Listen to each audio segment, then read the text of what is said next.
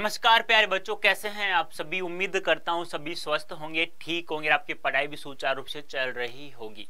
प्यारे बच्चों, आज हम बहुत ही इंटरेस्टिंग टॉपिक है हमारा, कैसे करें कहानी का नाटक में रूपांतरण। कहानी और नाटक दो चीजें हैं, दोनों अलग अलग हैं। कहानी को तो हम सुनकर के भी मनोरंजन प्राप्त कर सकते हैं, लेकिन नाटक में क्या होता है, कुछ पात्र होते हैं जो हमें अभिनय करके दिखाते हैं और उसमें वो अपने द्वारा जो कहानी में जो डायलॉग लिखे होते हैं वो स्वयं बोलते हैं। तो यदि दोनों में डिफरेंस करो ना, सबसे अच्छा क्या है, तो हम किसी चीज को देखते हुए सुन लेते हैं उन बातों को, तो वह कुछ हमें ज्यादा याद हो। जैसे कुछ फिल्में हैं, कुछ सीरियल्स हैं, आप लोग जिन्हें देख करके उनके द्वारा बोली गई वॉइस को आप लोग सुनते हैं तो आप लोगों को वो लगभग याद हो जाती। जैसे कोई मूवी देखिए ना, तो आप लोग तुरंत है ना बाहर आकर के 70% बता सकते हैं। कहानी में भी ऐसा होता है, यदि आप लोगों का ज्यादा इंटरेस्ट यदि कहानी में है तो कहानी में, लेकिन नाटक कुछ ज्यादा ही लोगों के ऊपर या पाठकों के ऊपर प्रभाव डालता है। आप भी देख लीजिएगा ना, मैं यहाँ यदि मान लो आपको कुछ शायरी सुनाता हूँ या कुछ कहानी का नाटक में रूपांतर करके दिखाता हूँ, कैसे करें कैसे नहीं करें, और आप लोगों को चेहरे पर मुस्कान आ जाए, हाँ यार हमारे सर ने बहुत अच्छे से पढ़ाया, हमें किस प्रकार से पढ़ाया, कैसे कैसे उदाहरण दिए थे, तो अब हमें ये समझ में आ गया, इंटरेस्टिंग बन गया आप लोगों के लिए। आपको रस आना चाहिए, मनोरंजन होना चाहिए, आपको आनंद आना चाहिए और आपको याद भी हो जाना चाहिए। तो ऐसे ही हम लोग पढ़ेंगे किसी भी कहानी का नाटक में रूपांतरण कैसे। बहुत सारी कहानियां हैं जिनका नाटक में रूपांतरण हो चुका है, जिसमें फिल्में भी बन चुकी है। दुविधा जैसे विजयदान देथा जी का है, बहुत अच्छी मूवी बनी है पहली। चीफ की दावत भीष्म साइनी जी के पर, ईदगाह बहुत अच्छे, आमिद वाला आपने सुना होगा प्रेमचंद जी का।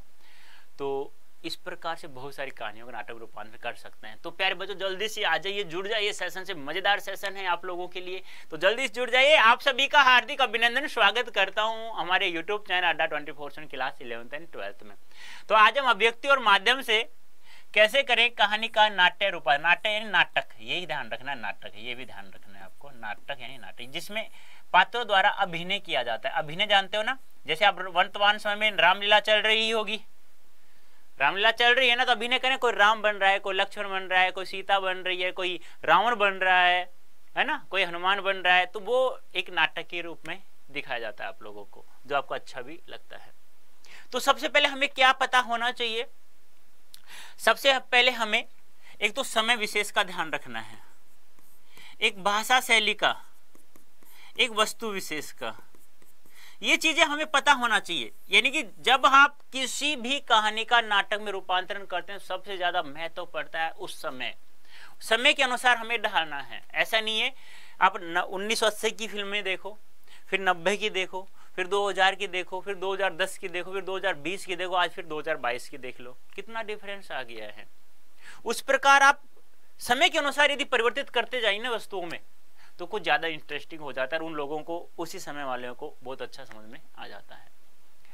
तो कैसे करें कहानी का नाट्य रूपांतरण, तो मैंने शॉर्ट में समझाने की कोशिश की है। आपके चैप्टर में तो बहुत लॉन्ग था, तो शॉर्ट में समझने की कोशिश करना। साहित्य की अलग अलग विधाओं का अलग अलग स्वरूप होता है। विधा, गद्य और पद, दो ही विधा होती है। गद्य में बहुत सारी होती है, फिर पद में भी। न केवल उनकी रचना प्रक्रिया अलग होती है, बल्कि उसके तत्व भी अलग होते हैं। भाषा का प्रयोग भी विधा बदल जाने पर परिवर्तित हो जाती है। यानी कि भाषा बदलते तो उसकी विधा ऑटोमेटिक चेंज हो जाती है। इसके साथ साथ यह तथ्य भी महत्वपूर्ण है कि साहित्यिक विधाओं का स्वरूप समय आवश्यकता के अनुसार बदलता रहता है। विधाओं में आदान प्रदान की प्रक्रिया चलती रहती है। यानी कि मैंने कहा ना, समय के अनुसार उसका स्वरूप बदलना ही पड़ेगा हमें। नहीं बदलोगे तो फिर आज 1980 की फिल्में तुम्हें दिखाएं, तुमको यार बहुत स्लो चल रही, क्या है यार, नहीं ठीक नहीं है। फिर हमें 2000 की चला जाए, हाँ ठीक ठाक है, फिर 2010-20, फिर आपको थोड़ा समझ में आने लग जाएगा। कहानी का नाटक में रूपांतरण करने के लिए सबसे पहले कहानी और नाटक में वैविध्य और समानता, यानी कि कुछ समानताएं प्राप्त होंगी, कुछ असमानताएं प्राप्त, उनको अलग अलग कीजिए कि नाटक में क्या होना चाहिए और कहानी में क्या होना चाहिए, और क्या क्या होता है नाटक में, क्या क्या होता है कहानी में। जैसे इसके लिए हमें नाटक की विशेषताओं को समझना होगा। जहां कहानी का संबंध लेखक और पाठक से जुड़ा हुआ होता है, तो कहानी का संबंध किस से? लेखक और पाठक से। पाठक, मान लो मैं कहानी लिख रहा हूं तो मैं लेखक हो गया, आप पढ़ रहे हो तो आप पाठक हो गए, तो इन कहानी में तो इन दो का संबंध होता है। लेकिन यदि मैं नाटक की बात करूं तो नाटक लेखक, निर्देशक जो वह नाटक करवा रहा है, पात्र जो उसमें अभिनय कर रहे हैं, दर्शक जो आप देख रहे हो, श्रोता जो सुन रहे हैं, अन्य लोगों का एक दूसरे से जोड़ता है। क्योंकि दृश्य का स्मृतियों से गहरा संबंध होता है। मैंने कहा ना, स्मृति क्या होता है? यादें। आपको याद आती है, हाँ यार मैंने पहले फिल्म वो देखी थी, आज भी तुम्हें याद होगा, उसकी यादें कुछ होंगी। तो किसी भी नाटक को हम लोग देख लेते हैं ना, तो वो हमें बहुत लंबे समय तक याद रहती है। इसलिए नाटक व एवं फिल्मों को लोग देर तक याद रखते हैं। आगे है ना वही बात जो मैं बस समझा रहा हूं। इसलिए तो मैं कहता हूं, यदि आप आज इसको पढ़ लिया ना, फिर लिख लिख के याद करो। किसी भी कहानी को नाटक में परिवर्तित करने के लिए हमें किसका? समय विशेष का ध्यान रखना चाहिए, उनकी विशेषताओं का ध्यान में रखना चाहिए, उनकी वस्तुओं के बारे में भी ध्यान रखना चाहिए, है। जिस प्रकार कहानी में किसका? लेखक और पाठकों का संबंध होता है, उसी प्रकार नाटक में लेखक, निर्देशक, पात्र, श्रोता, दर्शक आदि का जुड़ाव एक दूसरे से होता है। ठीक है, इस प्रकार से लिख लिख के याद करें तो आपकी आंखों के सामने रहेगा, आपको दिखाई देगा, तो आपको लंबे समय तक याद रहेगा। लिख लिख के याद करना हमेशा प्यारे बच्चों। यही कारण है कि गोदान, देवदास, उसने कहा था, सदगति आदि के नाट्य रूपांतरण कई बार हुए और कई तरह से हुए। कई बार क्यों हुए? समय के अनुसार। आज मैंने किया ईदगाह कहानी का रूपांतरण, मेरे समय में कल कोई और 2030 में करेगा, उनके समय में, क्योंकि कुछ चीजें बदलती ही रहती हैं। पहले लोग पैदल जाया करते थे मार्केट, फिर ऊंट गाड़ी में जाने लग गए, फिर साइकिल से जाते थे ना, आजकल बाइक से, बस से जाते हैं, कुछ एरोप्लेन से जाते हैं। मतलब किसी विदेश में कहीं पे भी जाना हो, किसी जगह पे जाना हो, जैसे मुझे दिल्ली से जयपुर जाना है, मोटे पैसे वाला होगा, मोटा आदमी, मतलब मोटा है नहीं, धनवान आदमी जिनको पैसा है तो प्लेन से जाएगा, हेलीकॉप्टर से जाएगा। गलत है? सही है?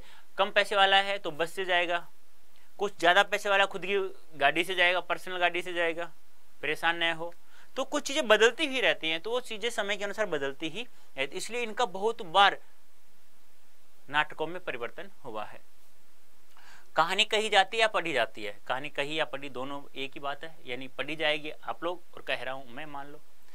नाटक मंच पर प्रस्तुत किया जाता है। नाटक मंच पर अभिनय द्वारा, पात्रों द्वारा मंच पर प्रस्तुत किया जाता है। जैसे फिल्में हो गई, अब रामलीला चल रही है वर्तमान में। नाटक को मंच पर अभिनेता अभिनय द्वारा प्रस्तुत करते हैं, यानी कि नाटक में जैसे राम है नायक हो गया, लक्ष्मण उपनायक हो गया, रावण खलनायक हो गया। समझना इस बात को। मंच सज्जा होती है, संगीत होता है, प्रकाश व्यवस्था होती है, यानी कि उस मंच पर जो भी नाटक अभिनय कर रहा है, जो पात्र अभिनय कर रहा है, उनके पास अलग अलग डायलॉग होते हैं। तो नाटक निर्देशक का भी यह कर्तव्य होता है कि उस पर अच्छी तरह लाइट होनी चाहिए, मंच सजा हुआ होना चाहिए, अच्छे से उनके पास डायलॉग होने चाहिए, शॉर्ट में होने चाहिए, लॉन्ग डायलॉग नहीं होना चाहिए। तो ऐसे बहुत सारी बातें हैं जो हम लोग इसमें समझेंगे। समानता यह होती है कि कहानी और नाटक दोनों में एक कहानी होती है। ये तो बात सही है, कहानी में तो चाहे तो नाटक हो चाहे कहानी, कहानी तो एक होती है। लेकिन नाटक में क्या होता है कि जो वाक्य दिए रहे हैं उस वाक्य के अकॉर्डिंग कोई चित्र चलना चाहिए, चित्र भी तो होना चाहिए ना, तभी तो हम लोग पटकथा लिखते हैं फिल्मों के लिए। यानी कि ईदगाह कहानी है, अब ईदगाह कहानी है ना, उसकी ईदगाह की एक पटकथा लिखी जाएगी। पटकथा किसे कहते हैं कि उन शब्दों के साथ साथ, उन शब्दों या वाक्यों के साथ साथ क्या चले, कोई चित्र बनना चाहिए।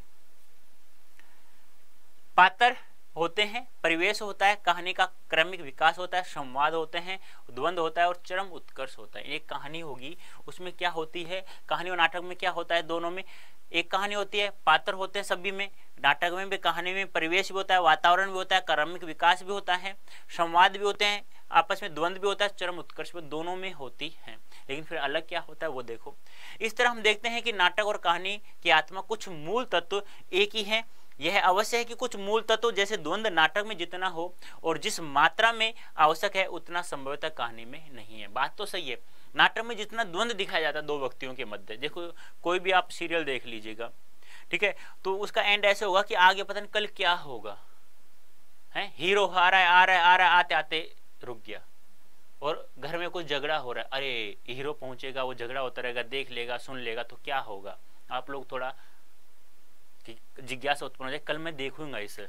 तो नाटक में इस प्रकार से कुछ जिज्ञासापूर्ण तत्व डाल देते हैं जो कहानी में नहीं होता है। कहानी को नाटक में रूपांतरित करने के लिए सबसे पहले कहानी की विस्तृत कथा वस्तु को समय और स्थान के आधार पर विभाजित किया जाता है। यानी किसी भी कहानी को नाटक परिवर्तित कर दे तो कहानी का जो समय होता है, स्थान होता है, उसको विभाजित करो कि समय अब क्या चल रहा है, पहले क्या था, स्थान कौन से थे, अब कौन सा स्थान ले सकते हैं हम लोग। हम जानते हैं कि कथा वस्तु उन घटनाओं का लेखा जोखा है जो कहानी को में घटती है। कथा वस्तु के द्वारा ही कहानी आगे बढ़ती है और नाटक भी उसी के द्वारा आगे बढ़ता है। सबसे पहले हमें इसी को समझना है जो कहानी में घटती है। हम यह भी जानते हैं कि प्रत्येक घटना किसी स्थान पर किसी समय में घटती है। बातों से कोई भी घटना हो किसी निश्चित स्थान पर घटेगी। वो बोलो किसी बिना स्थान की घट सकती है क्या? नहीं। ऐसा भी समय घटना स्थान समय विहीन हो, कहानी की कथा वस्तु को सामने रखकर एक एक घटना को चुन चुन कर निकाला जाता हो और उसके आधार पर दृश्य बनता है। हाँ बात तो सही है। कोई भी वाक्य होता है ना तो पहले हम लोग एक एक घटना के दृश्य निकालते हैं। एक घटना होगी, अब इसका दृश्य जब तक नहीं बनता है तब तक हम दूसरी घटना नहीं लेंगे। फिर एक एक घटना लेकर के ऐसे दृश्य हम लोग इकट्ठे करते हुए एक सीरियल या मूवी बना लेते हैं। नाटक ऐसे कहानी को नाटक में परिवर्तित कर देते हैं। तात्पर्य यह कि यदि एक घटना एक स्थान और एक समय में घट रही है तो वह एक दृश्य होगा। बात तो सही है। एक दृश्य जहां होगा तो वह किसी स्थान पर होगा। दोनों को हम मिला दें तो फिर वह एक दृश्य बन जाता है। स्थान और समय के आधार पर कहानी का विभाजन करके दृश्यों को लिखा जा सकता है। यह देखना आवश्यक है कि प्रत्येक दृश्य का कथानक के अनुसार ही औचित्य हो। यानी कहने का तात्पर्य क्या है? मैंने कहा ना सबसे मूल जो जड़ है किसी भी कहानी का वो क्या है? कथानक। कथानक के द्वारा ही कहानी क्या बढ़ती है? आगे बढ़ती है। कथानक के अनुसार ही वो दृश्य होने चाहिए, वो वाक्य होने चाहिए जिसके अनुसार हम लोग नाटक परिवर्तित कर रहे हैं कहानी को। ऐसा नहीं होना चाहिए कि कथानक से कुछ अलग हो जाए वो दृश्य, तो फिर वो मूवी पिट जाती है। बहुत बार देखा नहीं, मूवी पिट गई है, मूवी चल गई। मूवी चलती इसलिए जो कथानक के अनुसार चलती है।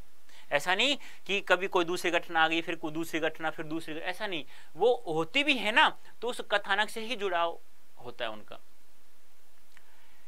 प्रत्येक दृश्य एक बिंदु से प्रारंभ होता है। देखो कोई भी दृश्य हो उसका प्रारंभ भी होगा, मध्य भी होगा और अंत भी होगा। ये भी ध्यान रखना। जैसे किसी फिल्म का है ना पूरा, तो एक फिल्म में प्रारंभ मध्य और अंत होता है। ऐसे ही प्रत्येक दृश्य का एक प्रारंभ एक मध्य और एक अंत होता है। प्रत्येक दृश्य एक बिंदु से प्रारंभ होता है, कथानुसार अपनी आवश्यकताएं पूरी करता है और उसका ऐसा अंत होता है जो उसे अगले दृश्य से जोड़ता है। यानी कि एक दृश्य आ गया फिर दूसरा दृश्य आएगा तो उससे जुड़ता हुआ दिखाई देगा, फिर तीसरा आएगा तो इससे दूसरे से जुड़ेगा, चौथा आएगा तीसरे जुड़ता हुआ दिखाई देगा। और ये सब किससे जुड़े होंगे? ये कथानक से जुड़े हुए होंगे। इसलिए दृश्य का पूरा विवरण तैयार किया जाना चाहिए। कहीं ऐसा न हो कि दृश्य में कोई आवश्यक जानकारी छूट जाए। यदि छूट भी गई तो आप कथानक के अनुसार ही कुछ वाक्य बनाइए, कुछ शब्दों को बनाइए, उससे अकॉर्डिंग कुछ शब्दों को जोड़ भी सकते हैं, लेकिन वो जोड़ेंगे तब ही वो कथानक के अनुसार ही होने चाहिए। जैसे मान लो कहानी में आपने सोचा कि इसमें एक दो दृश्य ये हो सकते हैं, तो आप लोग उसमें जोड़िए ना कथानक के अनुसार। ऐसा नहीं है कि जैसी कहानी लिखी जिसने उसी के अनुसार दृश्य बने। हाँ बनने चाहिए उसी के अनुसार, लेकिन आपको कुछ कमी लग रही है इस समय, वर्तमान समय, तात्कालिक समय में कि ऐसा भी होना चाहिए इस समय, तो आप लोग उसमें कथानक के अनुसार उन दृश्यों को, उन पात्रों को और उन वाक्यों को जोड़ सकते हैं, लेकिन होने चाहिए कथानक के अनुसार ही प्यारे बच्चों। ठीक है, आगे देखिए, समझ में आ रहा है ना? उसका क्रम बिगड़ जाए इस प्रकार हम देखते हैं कि नाटक ही में नहीं बल्कि नाटक के प्रत्येक दृश्य में प्रारंभ मध्य और अंत होता है। कई दृश्य कई काम एक साथ करता है। मैंने कहा ना ऐसे पूरी कहानी का, पूरे नाटक का ही प्रारंभ मध्य अंत नहीं होता है, प्रत्येक दृश्य का प्रारंभ मध्य और अंत होता है। एक और वह कथानक को आगे बढ़ाता है तो दूसरी ओर पात्रों और परिवेश संवादों के माध्यम से स्थापित करता है। इसके साथ साथ दृश्य अगले दृश्य के लिए भूमिका भी तैयार कर। बात तो सही है, एक दृश्य बन गया तो दूसरा दृश्य होना चाहिए, उसकी भूमिका वो पहला दृश्य तैयार कर देता है पहले से। लेकिन आजकल वॉइस ओवर ये क्या होता है कि मुझे पता है कि यहाँ मुझे ट्रेन की आवाज़ दिखानी है तो ट्रेन की आवाज़ आ जाएगी, मुझे दिखाना क्लैपिंग की आवाज़ आनी है तो मुझे क्लैपिंग, मुझे पता है शेर की आवाज़ धारने वाली आनी चाहिए तो उसे वॉइस ओवर कहा जाता है। ऐसी ध्वनि जो दर्शकों को सुनाई देती है पर पात्र नहीं बोलता, इसके माध्यम से संभव है। कहने का तात्पर्य क्या है प्यारे बच्चों? कहने का तात्पर्य यहाँ यह हो गया कि आपको चाहिए कि ऐसी आवाज होनी चाहिए, मैं कोई डायलॉग सुना रहा हूँ पीछे से क्लैपिंग की आवाज आनी चाहिए तो उसे वॉइस ओवर कहा जाता है।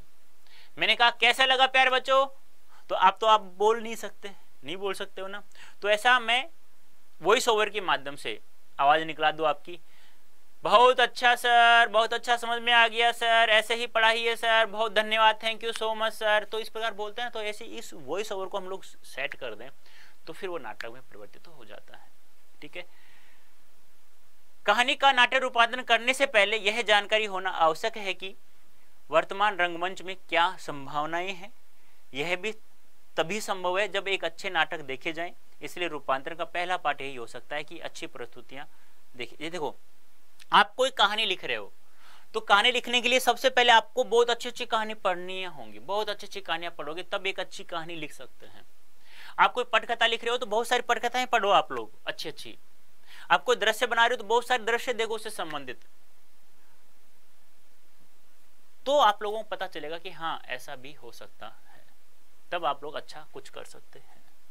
देखो, कुछ कहानियां हैं जिनका सफलतापूर्वक नाटक में रूपांतरण किया जा चुका है। चीफ की दावत है जो भीष्म शाह ने लिखी, उसका नाटक में परिवर्तित हो चुका है। ट्रोबा टेक्सिंग है जो मंटो का है, बहुत बार इसका नाटक में परिवर्तित हो चुका है। डिप्टी कलेक्ट्री है अमरकांत जी का। दुविधा है विजयदान देता, मैंने बताया पहली फिल्म बनी है जो। कफन है प्रेमचंद, बड़े भाई साहब प्रेमचंद, यानी बहुत सारी कहानियों का, उपन्यासों का नाटक में या फिल्मों में परिवर्तित। मोटेराम शास्त्री प्रेमचंद, ईदगाह दो ज्यादा प्रेमचंद नाम आ रहा है। रुपया तुम्हें खा गया भगवती चरण वर्मा का। वारेन हेस्टिंग्स का सांड उदय प्रकाश जी का। और अंत में प्रार्थना उदय प्रकाश जी का। मोहनदास उदय प्रकाश जी का। और धूप का टुकड़ा 1.5 इंच ऊपर वीकेंड, इनका निर्मल विवांती का किस नाम से, 3 एकांत नाम से प्रकाशित नाटक हो चुका है। तो सबसे पहले हमें किसी भी कहानी का नाटक में रूपांतरण करना है प्यारे बच्चों, तो समय विशेष का ध्यान में रखना है, कथानक का ध्यान में रखना है और वस्तुओं को भी हमें ध्यान में रखना है। और कुछ चीजें यदि इस तात्कालिक समय के अनुसार पहले नहीं लिखी लेखक ने, तो आप लोग उसमें जोड़ भी सकते हैं, लेकिन वो दृश्य या वो घटनाएं या जो आप जोड़ रहे हो वो कथानक के अनुसार होनी चाहिए, तभी वह आगे दौड़ेगा। जिस प्रकार हम लोग कह सकते हैं कहानी का संबंध लेखक पाठक से होता है, उसी प्रकार नाटक का संबंध निर्देशक से, श्रोता से, पात्रों से, संवादों से, इनसे उनका संबंध एक दूसरे से जुड़ा हुआ होता है। ठीक है, तो ये था प्यारे बच्चों। देखो ये एक है ईदगाह कहानी का नाटक दृश्य है जो रूपांतरण हो चुका है। ऐसे बच्चे आ रहे हैं बहुत सारे, इनमें एक अहमियत भी है। तो आप लोग ऐसे चित्र दृश्य होने चाहिए। अरे वाह चांद आ गया है, आज ईदगाह का है, हम पढ़ रहे, अच्छे अच्छे कपड़े पहन रहे हैं, हम मार्केट यानी कि अब मेला देखने जा रहे हैं, मेला का दृश्य दिखा दीजिए, मंदिर आ रहा है, बीच में बड़े बड़े भवन आ रहे हैं, बड़े बड़े पेड़ पौधे आ रहे हैं, एक बूढ़ी काकी है जो एक बूढ़ी माँ दिखा दीजिए, चिमटा दिखा दीजिए, हामिद को पकड़ते हो, तो ऐसे बहुत सारे चित्र आप लोग दिखा सकते हैं। तो प्यारे बच्चों ये था अभिव्यक्ति और माध्यम का। ठीक है, चैप्टर संख्या की मैं बात करूँ तो चैप्टर संख्या है प्यारे बच्चों ये 11 है, 4 नहीं है प्यारे बच्चों, ये 11 है, ये ध्यान रखना है। ठीक है, तो कैसे करें कहानी का नाट्य रूपांतरण हम लोगों ने पढ़ लिया है। ठीक है, तो अब आप लोगों को देखो एक कोड दिखाई दे रहा था ना Y323, ये कोड यहाँ यूज करना है हमें। कोई भी पेड बैच हम लोग लेते हैं XYZ कोई भी, तो आप कोड यूज करेंगे Y323। क्या है कोड प्यारे बच्चों? Y323 कोड यूज करेंगे तो आपको मैक्सिमम डिस्काउंट आपको प्राप्त हो जाएगा। चाहे पावरफुल इंग्लिश स्पोकन का बैच हो, चाहे सक्षम बैच हो, चाहे निश्चय बैच हो, कोई भी हो XYZ। तो कैसा लगा प्यारे बच्चों? अच्छा लगा, बहुत बहुत धन्यवाद आपका। अब आपको PDF चाहिए, आपको MCQ चाहिए, आपको PYQ चाहिए, आपको सैंपल पेपर चाहिए, सब कुछ मिलेगा भाई, सब भी कुछ मिलेगा। कहाँ? अड्डा 24/7 ऐप पर डाउनलोड करें अभी प्ले स्टोर से। ठीक है, कहाँ पढ़ रहे हो? 11th and 12th YouTube channel पढ़ रहे हो तो देख लेना। लाइक शेयर कमेंट्स आप लोगों को निर्भर करता है, अच्छा लगे तो कमेंट जरूर करना है आप लोगों को प्यारे बच्चों। ठीक है, तो कैसा लगा आज का सेशन कमेंट करके मुझे अवश्य बताएंगे, क्या कह रहे हो बच्चों हैं। ठीक है, ओके बेटा, ओके टाटा बाय बाय अभी के लिए, फिर मिलते हैं नेक्स्ट सेशन में। ओके।